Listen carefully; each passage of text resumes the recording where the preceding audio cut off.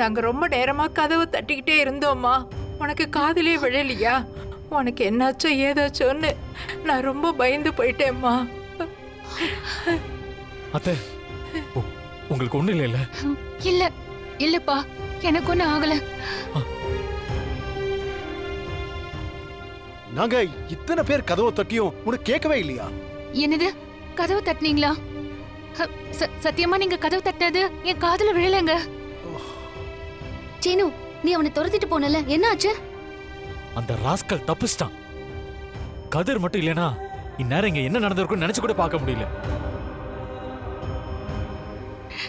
என் கதிர என்ன காப்பாத்துறதுக்கு இப்படி உன் உசுர பணைய வைப்பியாடா? உனக்கு கொஞ்சமாச்சும் அறிவு இருக்கா? ஏதாவது தப்பாகி உனக்கு ஒண்ணு கிடக்கும் ஒண்ணு ஆயிருந்தா தனாவோட நிலைமை அதெல்லாம் நினைச்சு பார்க்க மாட்டியாடா?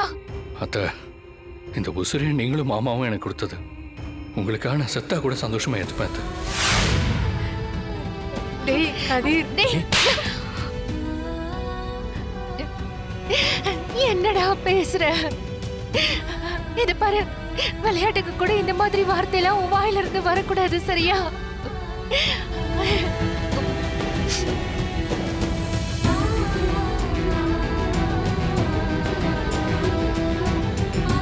அத்தை, நீங்க தனியா இருக்கீங்கன்னு தெரிஞ்சு கேஸ் சிலிண்டர் கொண்டு வந்து கேஸை திறந்து உங்களை கொல்ல பார்த்திருக்கான். கண்டிப்பா இது அந்த புவனேஸ்வரியோட வேலையா தான் இருக்கும். டேய், வந்த ஆள நீ நல்லா பாத்தியா?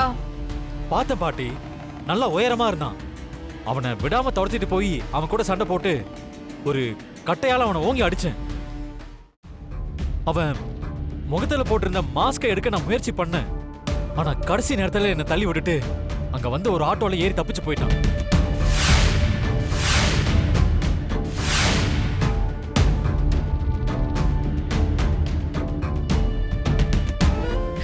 அத்தை, மடி, இந்த குடும்பத்தோட ஆலமரமே நீதாம்மா. உனக்கு மட்டும் ஏதாவது ஒன்று ஆயிருந்தா அதை எங்களால கற்பனை செஞ்சு கூட பார்க்க முடியாதும்மா. ஏம்மா அந்த கடவுள் ஏம்மா இப்படி நம்மள சோதிக்கிறா? அத்தை அழாதீங்க அத்தை.